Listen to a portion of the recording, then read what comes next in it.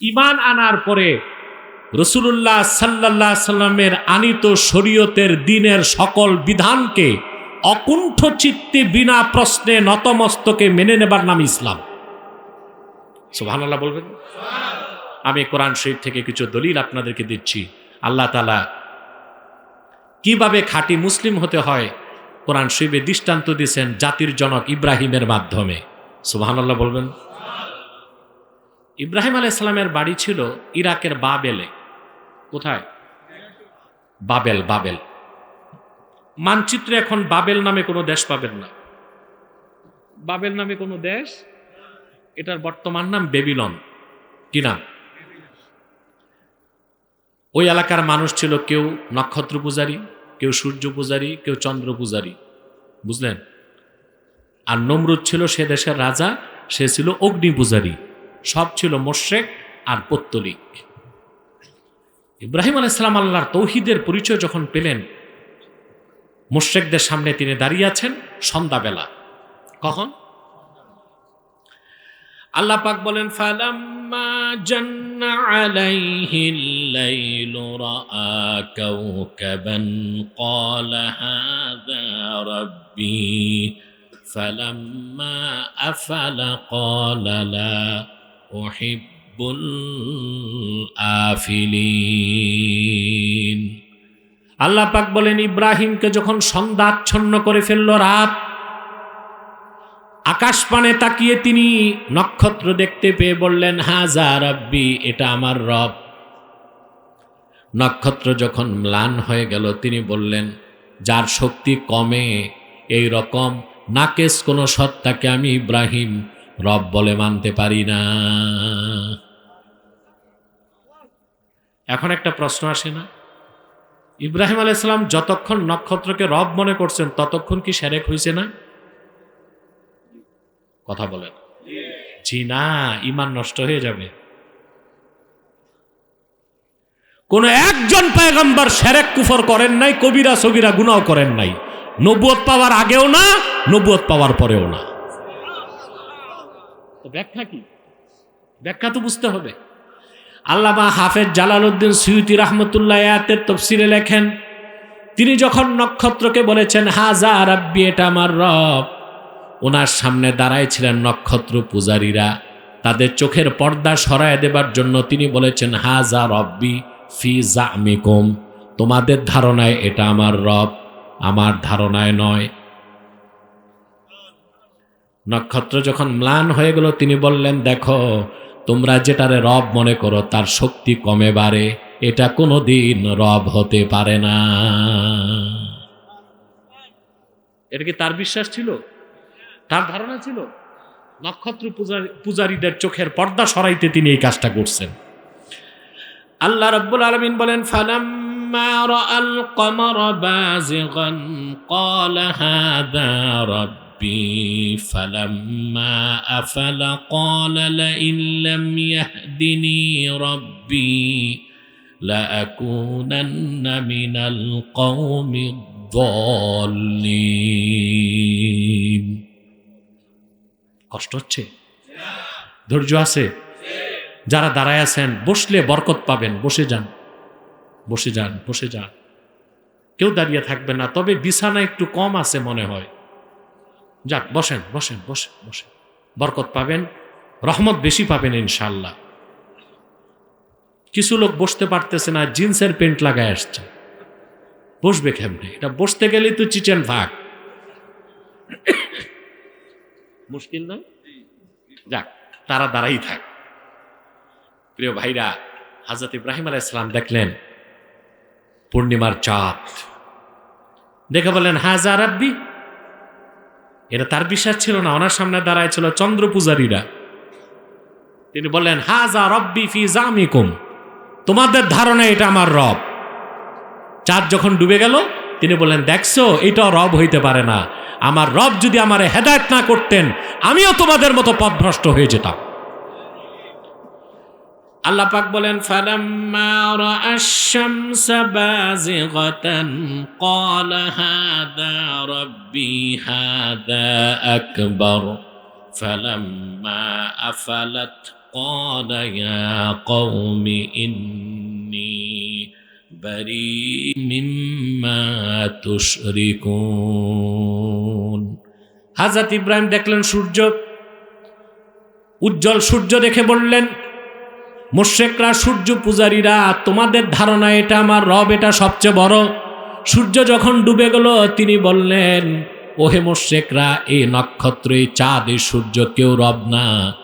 তোমরা যেগুলোকে দিয়ে আল্লাহর সাথে শরীক করো ওই সব শিরক থেকে আমি পবিত্র। শোনো, আমি কারে রব মানি।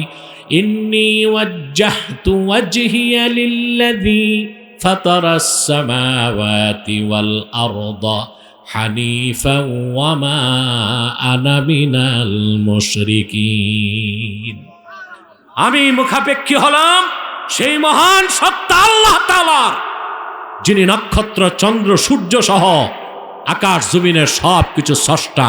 আমি মুশরিক নই, আমি তাওহীদবাদী। বলেন সুবহানাল্লাহ। ইব্রাহিম আলাইহিস সালাম প্রকাশ করলেন ঈমান কি? আগে ঈমান, তারপরে কি? ইসলাম। কি ওয়াজ করি, কারে বুঝি? আগে কি, তারপরে কি? ইসলাম। ঈমান আনার পর পরিপূর্ণ মুসলিম হতে তাকওয়া লাগে, ওটা পরে বলতেছি। হযরত ইব্রাহিম আলাইহিস সালাম কি প্রকাশ করলেন? ঈমান। আল্লাহর পক্ষ থেকে এবার আত্মসমর্পণের পরীক্ষা চলে আসলো। একটা, দুইটা না, 10টা। কয়টা? 10টা। আল্লাহ থেকে ডাক দিয়ে বলেছেন, ওয়া ইয ক্বালা লাহু রাব্বুহু আসলিম ক্বালা আসলামতু লিরাব্বিল আলামিন। আল্লাহ যখন ইব্রাহিমকে, ইব্রাহিমের রব আল্লাহ ডেকে বললেন, তুমি মুসলিম হও, আত্মসমর্পণ করো, তিনি বিনা প্রশ্নে বললেন, আমি রব্বুল আলামিনের জন্য আত্মসমর্পণ করলাম। এখন তিনি খাঁটি মুসলিম হলেন কিনা, আত্মসমর্পণ পুরা করলেন কিনা, পরীক্ষা আসলো কয়টা? কোরআন কারীমে আল্লাহ রাব্বুল আলামিন বলেন, ওয়া ইযিবতালা ইব্রাহিমা রাব্বুহু বিকালিমাতিন ফাআতাম্মাহুন ক্বালা ইন্নী জাঈলুকা লিন-নাসি ইমামা। আল্লাহ বলেন, মুহাম্মদ সাল্লাল্লাহু আলাইহি ওয়াসাল্লাম, আপনি স্মরণ করুন, ইব্রাহিমের রব ইব্রাহিমের যখন পরীক্ষা নিলেন, আল্লাহর হুকুমে আল্লাহর বান্দা ইব্রাহিম সবগুলো পরীক্ষায় 100% সফল হয়ে গেলেন। প্রথম পরীক্ষাই হলো, আল্লাহ বলেন, যাও, তুমি তো আমার তৌহিদ চিনছো, তোমার বংশধরকে তৌহিদের দাওয়াত দাও। তো যেখানে থাকতেন তিনি সব মূর্তি পূজারী। সব কি? আপনার কথা বলবেন না? ঘুমাচ্ছেন? কে কে ঘুমান? হাত উঠান। বাহ, এই সেজন্যই তো আমি বলি, হুজুগে বাঙালি না, না বুঝে বাঙালি।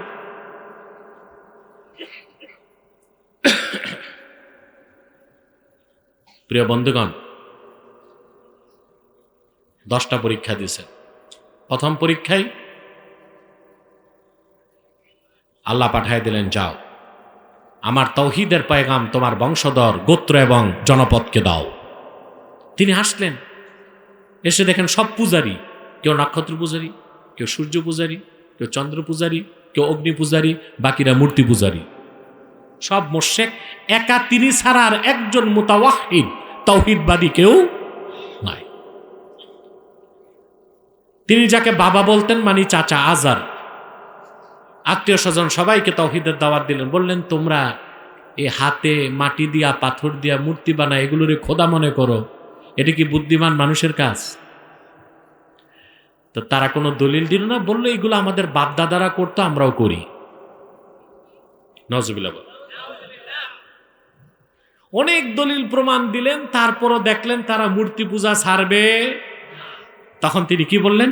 আল্লাহ কোরআন শরীফে বলেন, হযরত ইব্রাহিম বললেন, ওয়াতাল্লাহি লাআকিদান্না আসনামাকুম বা'দা আন তুওয়াল্লু মুদবিরিন।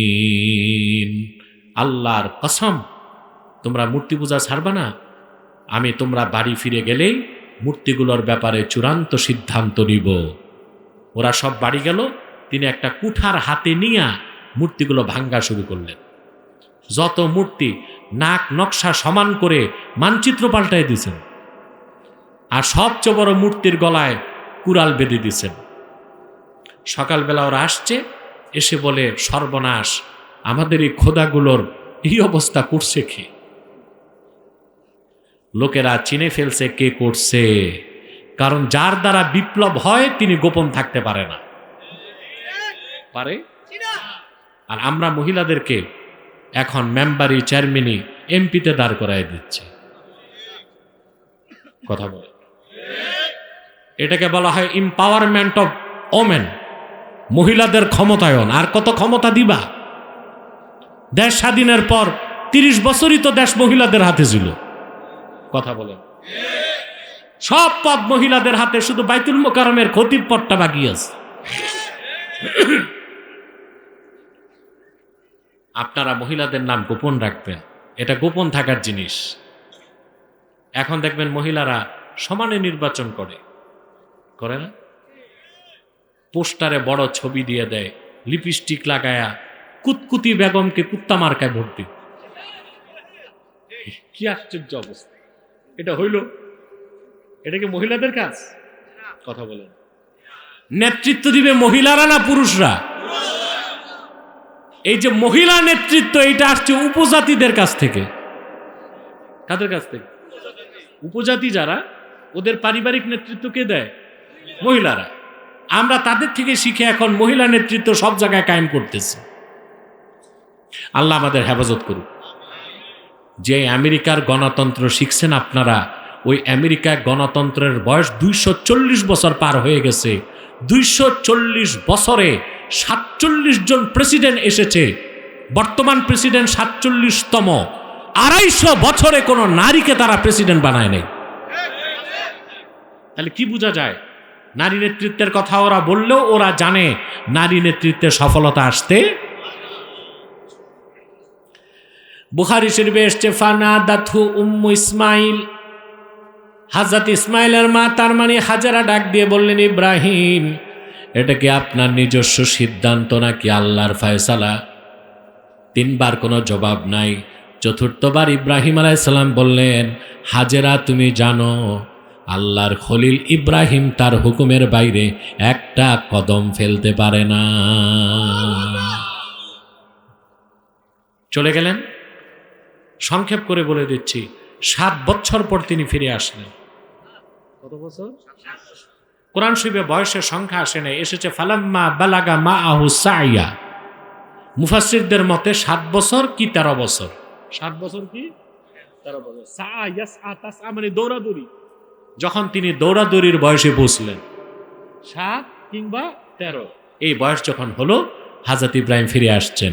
কলিজার টুকরা সন্তানকে বুকে লাগাইছেন। সন্তানের ভালোবাসা কলিজায় ঢেউ তৈরি হয়েছে।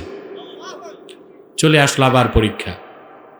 স্বপ্নে আল্লাহ 3 দিন দেখালেন, তোমার সবচেয়ে প্রিয় বস্তুটা কোরবানি করো। তিনি বুঝে গেছেন আল্লাহ কি দেখতে চান।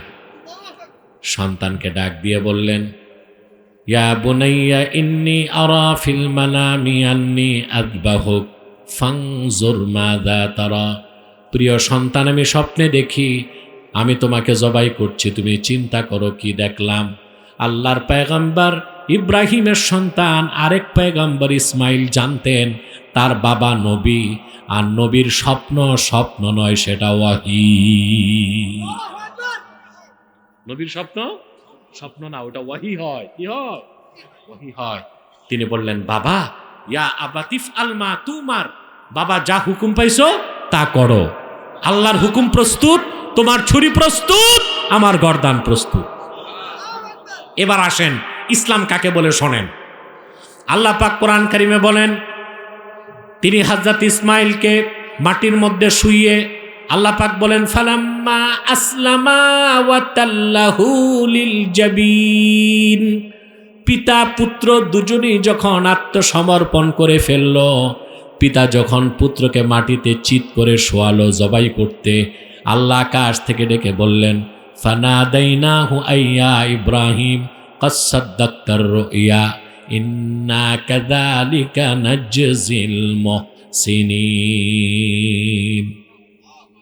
ফালাম্মা আসলামা, আল্লাহ দ্বিবচন ব্যবহার করছেন।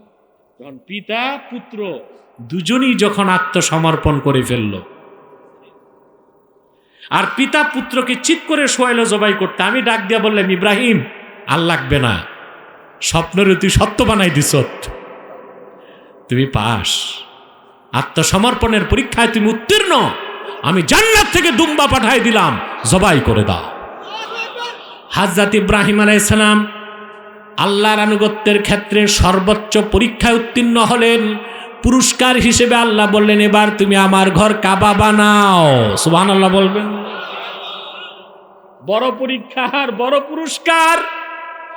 আল্লাহ পাক ইব্রাহিম খলিলের হাতে কাবা নির্মাণ করায় নিলেন। সুবহানাল্লাহ। শুধু তাই না, কিয়ামত পর্যন্ত যত মুসলমান আসবে তাদের জনক বানায় দিলেন। আল্লাহ বলেন, মিল্লাতা আবিকুম ইব্রাহিম হুয়া সাম্মাকুমুল মুসলিমিন।